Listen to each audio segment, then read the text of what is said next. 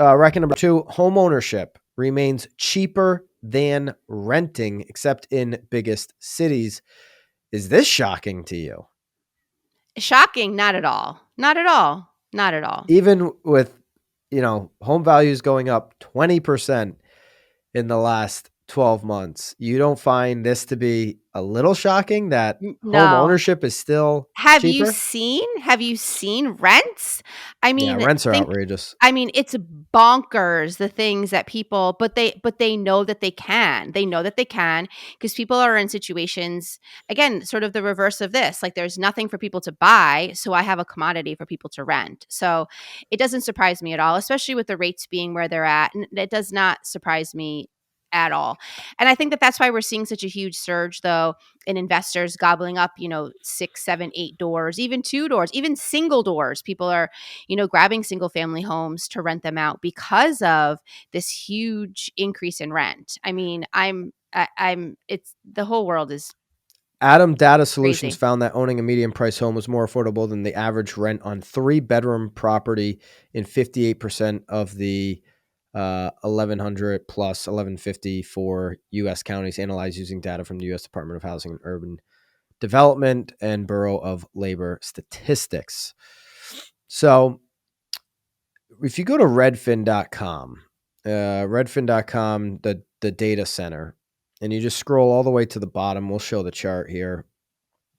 They have this Redfin monthly rental market data, and you can categorize the for sale property type. If you go to single family residential, Redfin says that the average single family residential rent is $1,836. And this is calculating a 5% down payment, which I think is probably the average for most people that are going to buy. And the average mortgage for the single family residential is $1,566. Now, interest rates have been very low. So as rates go up and as rents go up, this could flip.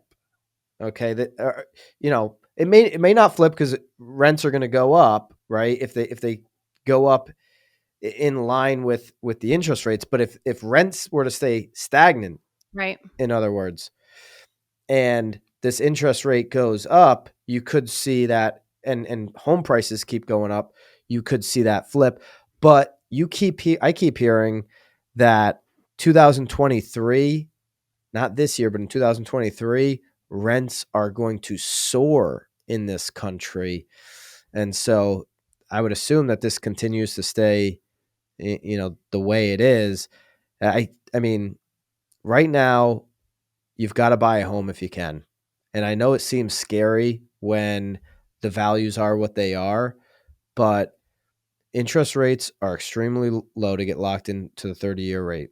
And these investors are savages about buying single family homes like they never have been before. If you have a single family home, keep it. They want to turn everybody into a renter, as many people as they possibly can. They want to keep people renting single family homes, and they are going to keep buying up. Wall Street loves single family homes right now. Prices are at the all-time high. What do they know that we don't know, right? This is a very valuable asset. If you can go buy a house, do it before you get boxed out of home ownership. And I used to say, hey, Sell it. Sell it. Get rid sell of it, it. get Sell you it. money. Sell it. But Sell it, Nicole. Sell your house. What are you and this doing? doesn't Sell help it. anybody with the inventory. This doesn't help anybody with the inventory problem, right? Like whether but it is what it is. If you've got a single family home and it makes sense to keep it, keep it. If you haven't bought and you're looking, don't wait. Don't sit on the Well, sidelines and wait for something to happen. Go buy.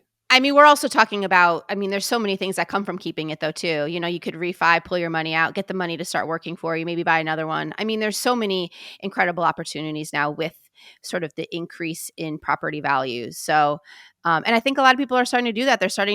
They finally have some equity in their homes, Yeah, a lot of where for equity. so long they We didn't. I mean, I bought my house in 2005 and I finally like have something to chew on, where it's like you no longer feel like you're strangled, like being strangled. So it is an interesting environment for sure. you can't do a cash out refinance, which we have seen going up a little bit lately on your rent, you know, on your apartment. You can't do, unless you own a house, you don't have the ability to do a cash out refinance if you need some cash and if you want some low. You can't go to the bank and just say, "Hey, I want to borrow $100,000 at 3% just because." But if Right. you own real estate, you can, Right. Yeah. you know. So very interesting. Hey guys, if you enjoyed this short clip from the real world, click here for another one. Or if you like the full episode, click here.